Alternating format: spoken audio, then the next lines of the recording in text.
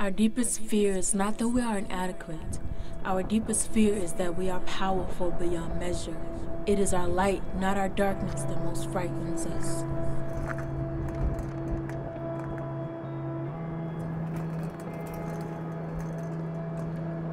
What are we so afraid of? This is one question that I can't seem to figure out. Truth is, you're scared, just like me, completely terrified that the world may judge you. Because all they see is some girl trying to be Little Miss Perfect, but they have no idea that it is impossible for you to make Earth fit into your impeccable design to be original. The world will never understand it, so instead of wasting your breath to compensate for their inefficiency, choose to be fearless. Because living a life afraid of your own potential leads you into one place. It was at this place that I had to pray all night in repentance and lie awake until the sun rays would awaken the day, conditioned not to stop until I knew my prayer had reached at least a cloud in the sky, who could take it to a God at heaven's gate, who would then give God my regards in reference to my mistakes, and I'd be in the same position all day. Or at least until I felt God's forgiveness pull me up from lying prostrate on my face.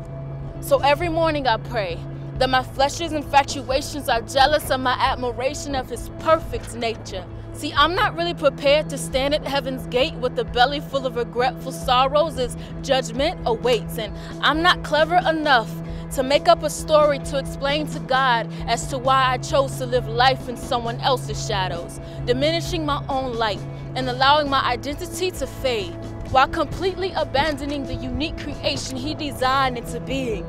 What will my explanation be? So I ask you, what are we so afraid of? Maybe we're all just too frightened to stand out, knowing that on platforms we represent something greater, but only our imperfections seem to be so appealing to spectators, knowing that they may pick apart every flaw that can be seen and diminish our confidence so that their inadequacy becomes invisible. So for now, let's forget the peripherals and let's focus on three things. 1, fear knows that normality is a noose in a sense, or maybe even a rope that chokes your boldness so that you think that you are useless. 2, mediocrity, that's just ludicrous. I'm only fearful of blending into the crowd because I'm not sure that my God won't overlook me if I bear resemblance to everyone else around me. 3, conformity makes you a traditionalist. So stop being so afraid and try being fearless.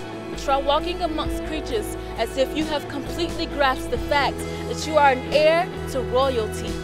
See, fear wishes to paralyze our ambition so that we resemble the death of society. And fear hopes to make our dreams so superficial that others can tell us what we can't be. But unbox a confined mentality and open the window to righteous originality. I can finally look fear square in the eyes and tell it I'm not afraid to be me. Don't allow fear to paralyze you so much that you're terrified to walk in that which God called you. Be fearless.